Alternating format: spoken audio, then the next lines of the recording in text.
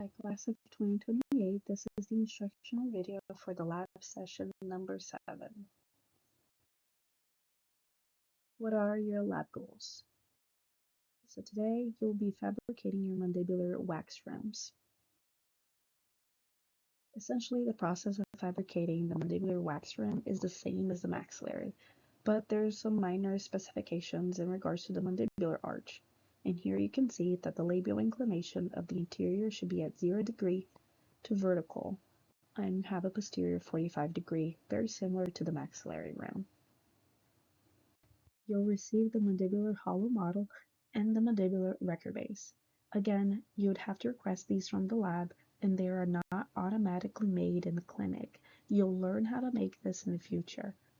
This step of fabricating the master cast and the mandibular record base were removed from the course just to better streamline the workflow of the entire course.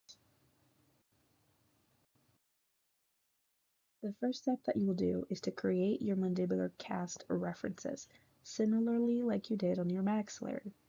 You're going to circle the retromolar pads as you see in the image, and you're going to measure their width and mark the middle of the retromolar pad. Make sure that you're extending this mark, where's the middle of the retromolar pad, towards that small land area that you have posterior to the retromolar pad. Here you can see that the arrows are pointing exactly to where you should extend. Measure the length and divide the length into 3/3. You're going to mark the 2/3 and the half of the retromolar pad. Mark them in different colors. Here you can see that I marked the 2/3 in black marker and the half of the retromolar pad in red marker.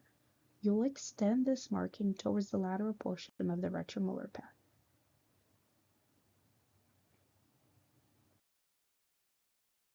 You'll mark where the canines would be located, and now you'll create the interior marking which will translate into the middle of the alveolar ridge, just like you did for the maxillary.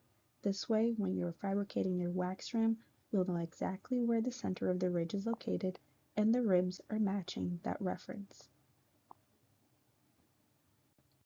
Using an acrylic burr, remove any remaining support spikes on the borders of the record base that you received.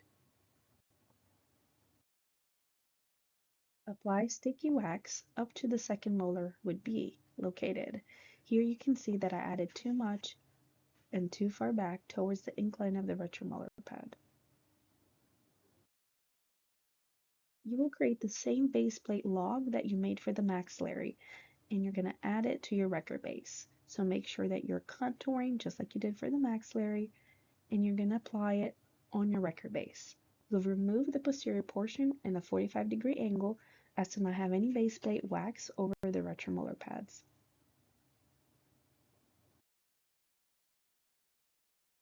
You'll smooth and shape as you did your wax rims like you did for your maxillary. The height of the mandibular rim is different from the maxillary. So the maxillary is 22 millimeters, but the mandibular is 18 millimeters. And this is also from the canine area. As you did for the maxillary, you will use a Boley gauge to measure 18 millimeters from the border of your record base to the rim, and you're going to make a dent, as you see here in the image. Now, you're going to take the mandibular record base, place it on your printed cast, and open your Boley gauge to where it meets the dent that you created on your wax rim, and the other end of the Boley gauge should stop at the border of the printed cast. You're going to scribe the Boley gauge onto your wax rim, and first it will be a line from canine to canine only.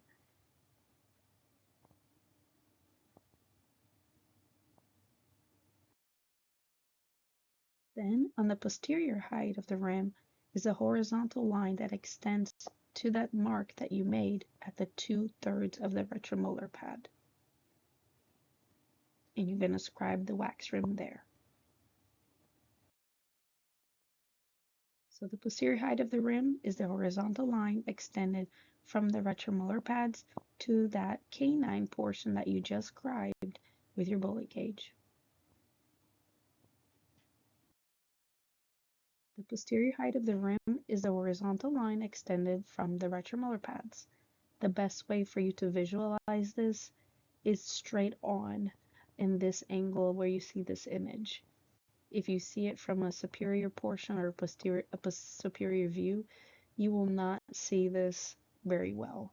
So you need to see it straight on where you can see this angle in straight plane.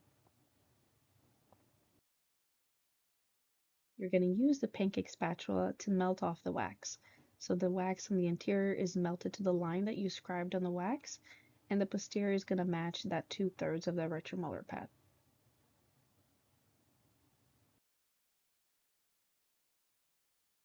So here would be that first melting of the wax, and you can see at this angle, it looks as though is below the 2/3 of the retromolar pad, but this is a superior view.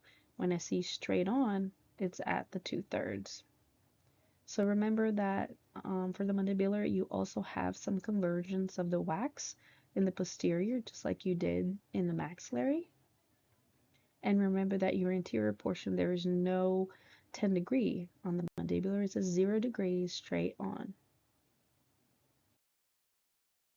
Double check that you have your dimensions correctly. Posteriorly 8 to 10 millimeters, and anteriorly you have 6 millimeters, and that you're at the center of the ridge as well. Use your references to make sure that you're at the center of the ridge. And this should be your final result.